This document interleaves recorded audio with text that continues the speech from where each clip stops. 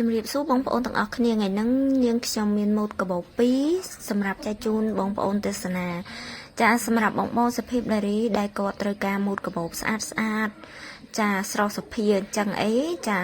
ចង់បានចូលទៅរួមក្នុងកម្មវិធីផ្សេងចាបងអាចមើលម៉ូតនេះបានណាខាងនាងខ្ញុំក៏មានលក់ដែរម៉ូតនេះដែរគឺ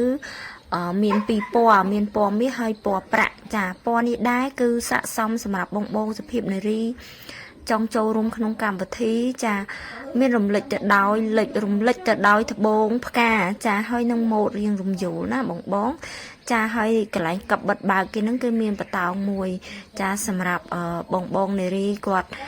ត្រូវការដាក់ទូរស័ព្ទឬក៏គ្រឿងមេកអាប់ក្រែមម្សៅអីនៅក្នុងហ្នឹងក៏បានដែរបងលួយកាក់អីហ្នឹងចាសម្រាប់បង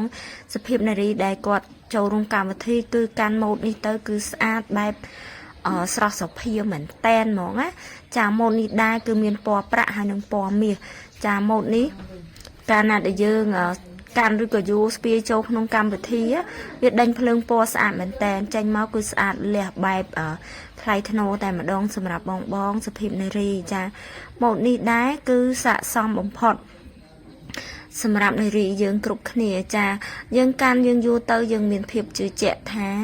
កាបូបរបស់យើងនឹងគឺស្អាតគឺស័ក្តិសមនឹងខ្លួនឯងចាគឺស្អាតខ្លាំងមែនតែនចាទោះបីជាក្នុងកម្មវិធីដូចជាកម្មវិធីពេលយប់ក៏ដោយពេលថ្ងៃក៏ដោយបងជាពិសេសកម្មវិធីមង្គលការចាសម្រាប់បងឬក៏កូនក្រមុំអីក៏អាចកាន់ប្រើបានដែរម៉ូតនេះគឺស្អាតខ្លាំងតែម្ដងសម្រាប់បងសុភាពនារីចាទិញម្នាក់មួយទៅគឺមិនខកបំណងឡើយចាគឺម៉ូតនេះដែរគឺស្អាតខ្លាំងណាបងចាគឺស្អាតខ្លាំងមែនតែនចាមើលផ្ទៃខាងក្នុងគេគឺយើងដាក់អេវ៉ារីបានច្រើនដែរចាប្រភេទសាច់កណាត់អាឡូងណាបងនៅក្នុង